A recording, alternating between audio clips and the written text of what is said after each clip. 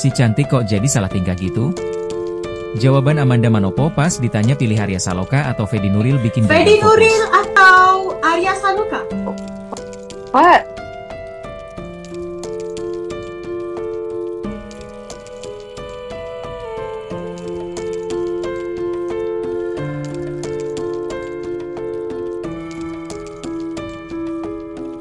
Halo guys, apa kabar? Semoga semuanya sehat selalu. Ada kabar terbaru lagi nih dari si cantik Amanda Manopo, andinnya sinetron Ikatan Cinta.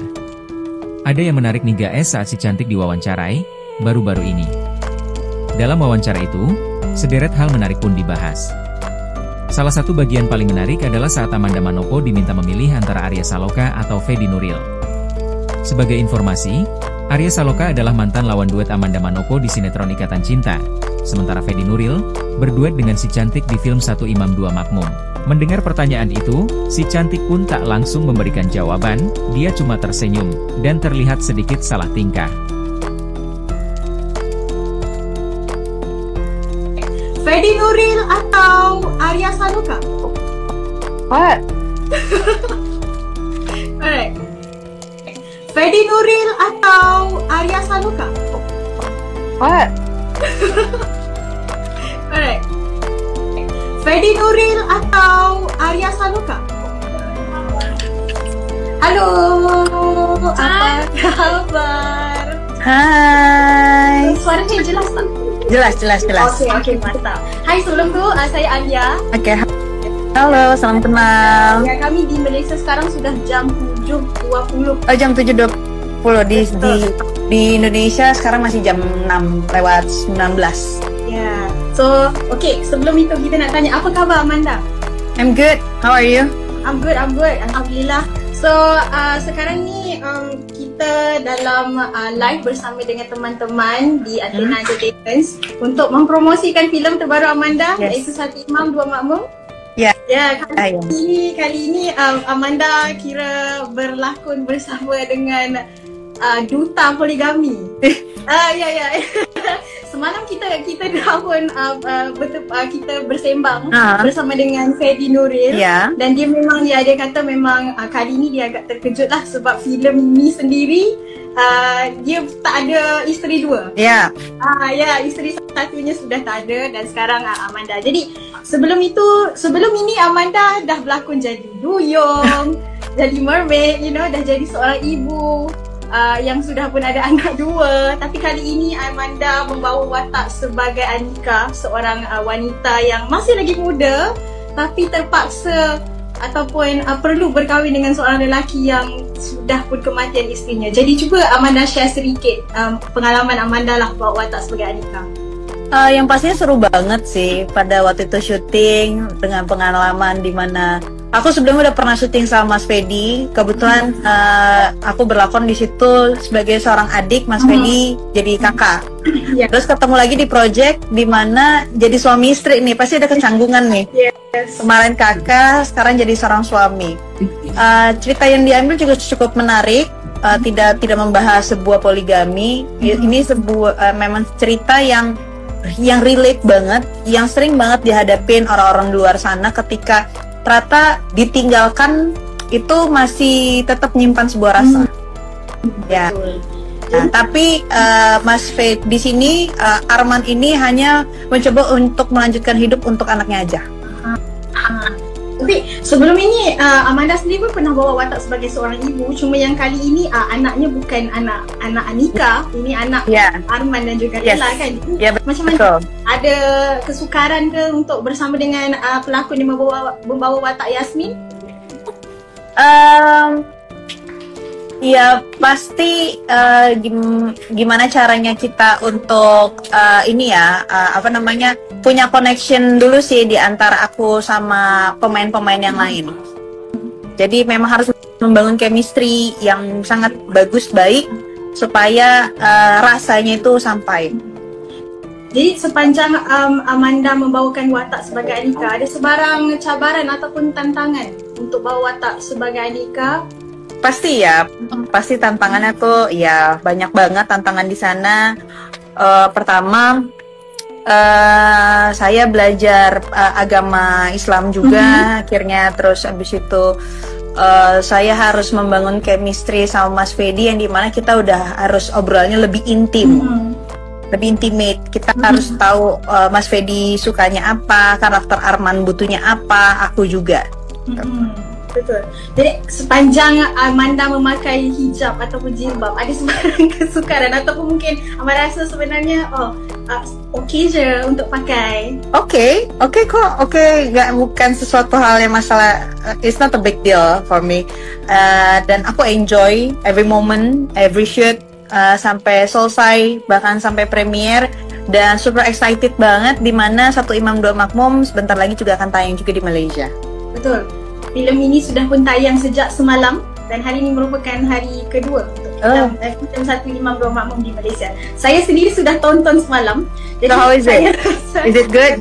Yes, it is good, and I think you did a very good job in terms of your emotion as seorang isteri yang memerlukan suaminya untuk menjadi imam. Tapi kali ini bukan pada Lela tapi pada Anika. Yes. I mean, untuk membawa kepada soalan itu, saya lihat Amanda banyak mengeluarkan air mata di filem ini. So is it hard untuk mengeluarkan air mata, ataupun sebenarnya because of your experience, you've been in the industry for quite some time.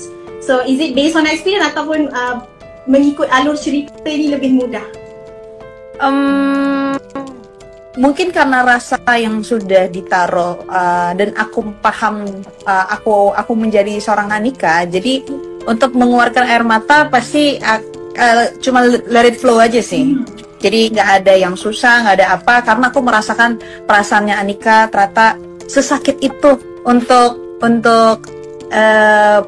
dapat balasan sebuah cinta. Jadi Amanda sendiri pernah mengalami benda yang sama dalam dunia nyata mungkin?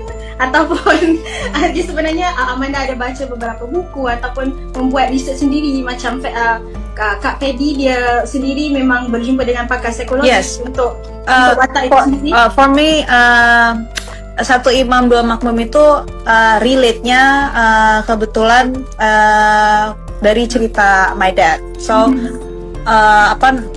my mom already passed away, and then aku lihat dari pengambil cerita dari aku melihat dari seorang ayahku sendiri, gitu. Jadi aku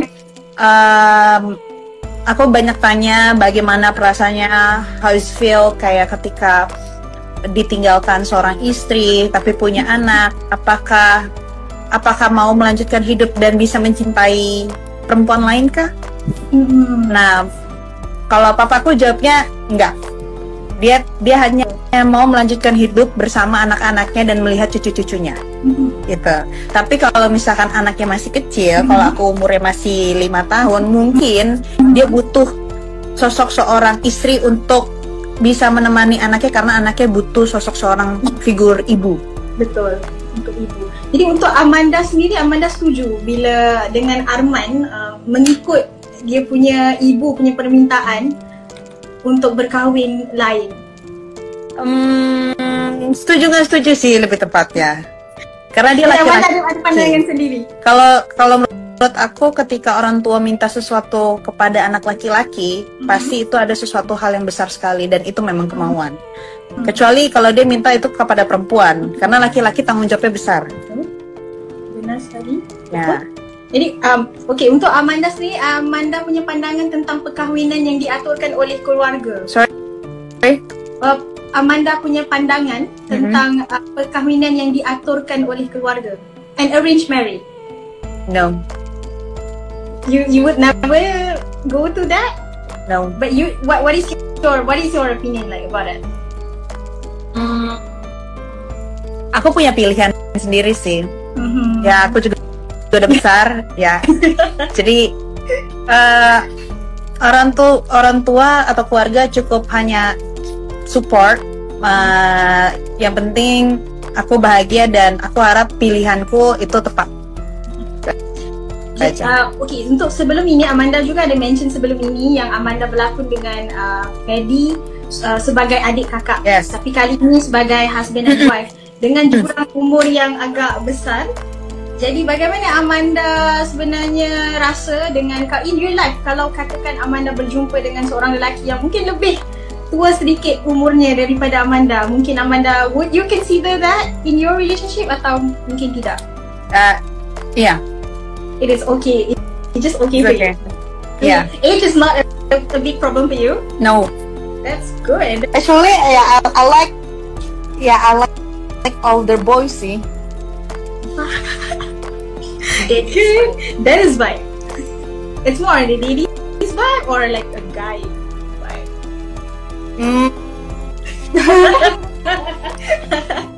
Next question. Yes, we can go there. Jadi, Amanda ada apa ataupun sebarang kata-kata atau mungkin di luar sana ada isteri yang mengalami nasib yang sama seperti Anika, di mana dia pun sudah berkahwin dan mahukan sosok suami itu untuk menjadi imam dalam keluarga. Cuma mungkin lelaki itu tidak, ya seperti Arman, belum move on dengan masa lampaunya disebabkan hubungan bersama dengan pasangan terdahulu. Mungkin Amanda ada kata-kata kepada isteri-isteri yang tersakiti di luar sana? Sabar. Ya, jadi sabar aja. Kalau misalkan kamu memang sayang dengan pasanganmu dan kamu memang sama-sama mau berjuang seperti Anika berjuang sama Arman, sabar aja. Sepanjang berlakon dalam filem Satu Imam Dua Makmum, ada sebarang scene yang menjadi favorite kepada Amanda? Oh ya, pasti ada. Cuba sharekan. What is that scene? Aku suka scene yang dimana ternyata sama ini aku percaya Arman itu selalu memakai cincin pernikahan aku sama dia. And turns out ternyata cincin dia ganti dengan cincin almarhum istrinya. Jadi dia kemanapun dia berada dia pakai cincin dari almarhum istrinya dan cincin aku ditinggalin. Dan aku lihat dan aku tahu dan aku marah di situ. Tapi aku juga harus membatasi marahnya aku karena aku harus tetap bisa menghormati seorang suami. Jadi kayak sebuah problem perasaan yang dicampur aduk tapi harus tahu batasan. Jadi pokoknya aku suka banget scene itu sih. Saya ada tonton this one scene di mana Anika bersama dengan Arman waktu itu di tapak perkemahan. At night, and I think that scene is quite beautiful because bagi Kak Fedy sendiri dia kata itu favorite. Ya. Itu salah satunya juga sih. Amanda sendiri pandangan tentang scene tu? Cukup challenge ya, karena Anika di situ kan jadi sosok seorang pendengar, teman curhat. Tapi kenapa aku yang menangis? Di scenario itu tidak nyuruh aku untuk menangis. Tapi aku menangis karena dia mau terbuka sama aku. Jadi dia sudah terima aku nih untuk menjadi teman curhatnya. Untuk skrip sendiri, bila Amanda sudah dapat mungkin ketika Amanda berjumpa dengan produser dapat skrip, Amanda ada olah sedikit dari sudut skrip ataupun Amanda follow mungkin 100%? Aku follow Mas Arman aja. Aku follow suamiku waktu itu. Dan yang saya tahu inisiatif untuk memakai hijab itu juga inisiatif Amanda sendiri. Oh iya. Ya. Jadi ada proses untuk belajar tentang Islam, solat, semua itu. Adakah menjadi satu kesukaran buat Amanda? Ya bisa dibilang gitu sih. Ada sebuah comfortable aja. Okay, that's good. Jadi Amanda sebelum ini pun sebenarnya pernah berlakon dengan aktor Malaysia Fikri Ibrahim untuk series The Bridge. Oh yes. So sebenarnya saya discover Amanda sebenarnya daripada series tersebut. Ya. Jadi ada perancangan untuk mungkin selepas ini Amanda nak melebarkan lagi sayap ke Malaysia mungkin? Boleh, bisa. Nanti kita coba. Nanti kalau mungkin aja mau ada ngajakin aku main series atau main film di Malaysia, mungkin opportunity yang bagus juga sih. Amanda pun dah banyak buat filem bergenre drama, itu untuk sinetron juga kan. Untuk filem pun Amanda sebelum ini pun ada keluar dengan filem seram. Jadi selepas ini what can we expect from Amanda? Masih rahasia.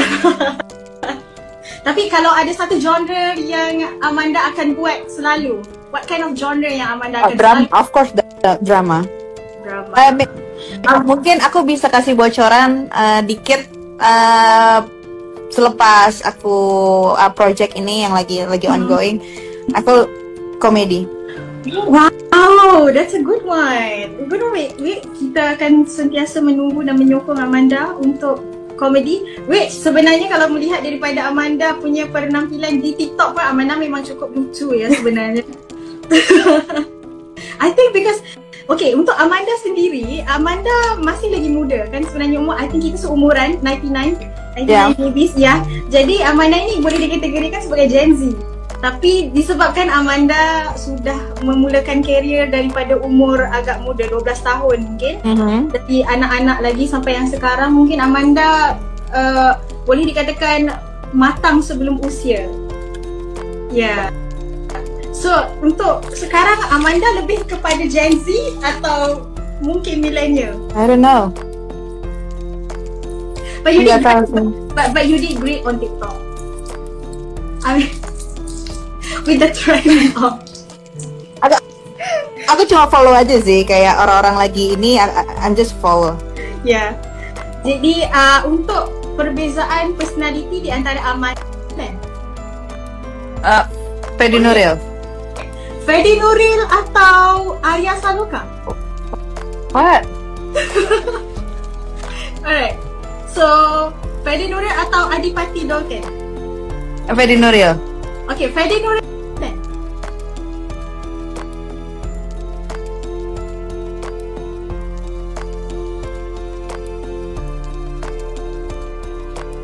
Itulah tadi guys wawancara penuh makna dari si cantik Amanda Manopo. Kok si cantik sampai agak salah tingkah begitu ya guys? Apa jangan-jangan karena jawabannya sudah ketahuan nih ya? Terima kasih sudah menonton sampai selesai. Jangan lupa like, share, komentar, subscribe, dan sampai jumpa di video lainnya.